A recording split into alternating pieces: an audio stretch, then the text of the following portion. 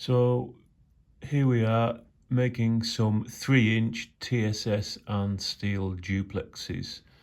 I've got a new gun coming and I could only get it, like a lot of these modern guns, in 3.5-inch chamber, which I don't know what the selling point is or the advantage of 3.5. Maybe, you know, some people shoot 3.5-inch steel loads or whatnot, but if it was 3 inches it would have been perfect. For the simple reason is that there is the potential to score the forcing cones on your gun if the case length is shorter than the chamber. So I'm getting this 3.5-inch gun side by side, and it holds quite a unique niche in the market, in that it's one of the modern guns that's ahead of the market and probably ahead of the lead ban, I guess, coming down the track, in that it's steel proofed, high performance steel proofed and multi-choked. So if you're home loading, use a lot of tungsten, you want the ability to change out chokes, find the right choke for a particular load that you make. And obviously with these loads you want it to be steel proofed. The only thing is it's coming with 3.5-inch chambers, and there wasn't the ability to get a 3-inch chamber, I believe. So anyway, to, I guess, minimize the risk of scoring the forcing cones, I wasn't going to try and fill up a 3.5-inch case. That's with TSS and steel, that was just nuts. But I have attempted to maximize a 3-inch case, and so make it as long as possible for the chamber, and yet not just have a 3-inch case full of packing materials such as felt, cork or whatnot. And so this is what I've come up with a bit of guidance from friends on both sides of the pond, and a bit of load data from the Hodgdon website on powder charges. I'm not going to give the recipe out because it's not tested, but based on a few parameters it should be well within CIP limits. And of course we are using a gun that is as proved as it possibly could be, and they are fail tested up to a ridiculous figure. I'm not advising anyone just goes and makes any load and puts it in a gun without testing it. You should always test your loads, but I think we've got fairly safe margins. But regardless, I'm not going to give out the data. So this is what we've got. It's a 1.5 ounce or 42 gram duplex load, and that is an ounce of TSS. You can see that's number 8s, and the rest 1/2 ounce of number 3 zinc plated steel. There's both the shot types.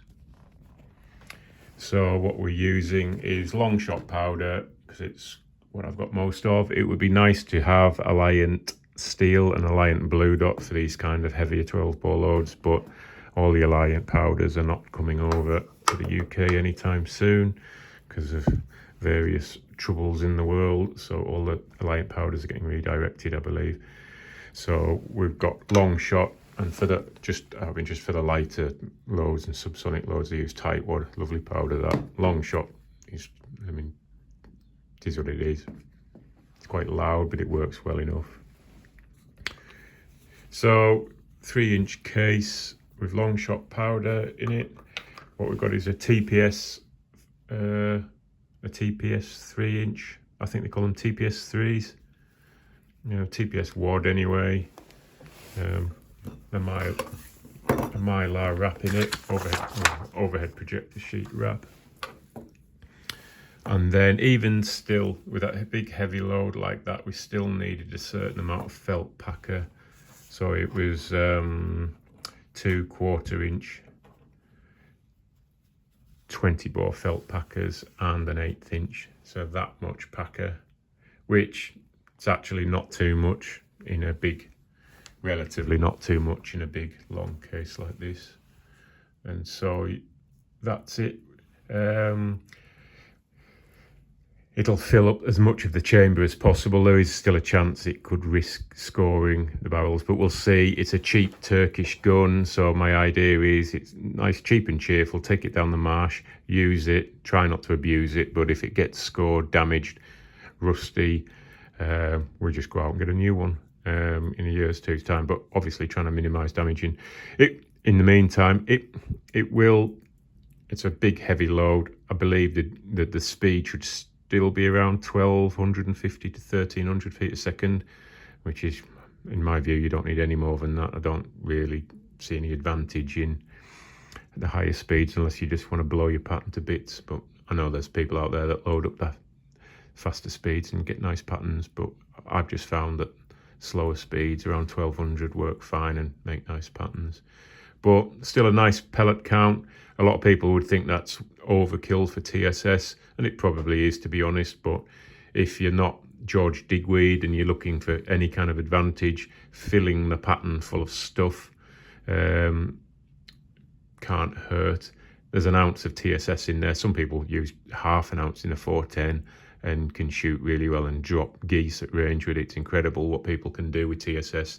But I like to use an ounce, and instead of just putting felt all the way up ounce, you might as well just put steel in there and have steel flying out the barrel, heavy steel, rather than felt. So, and if that steel opens up and patterns a bit wider at 20-25 yards, so be it. And I believe steel 3, and plenty of people use steel 3 and 4 and kill ducks at 30-40 yards.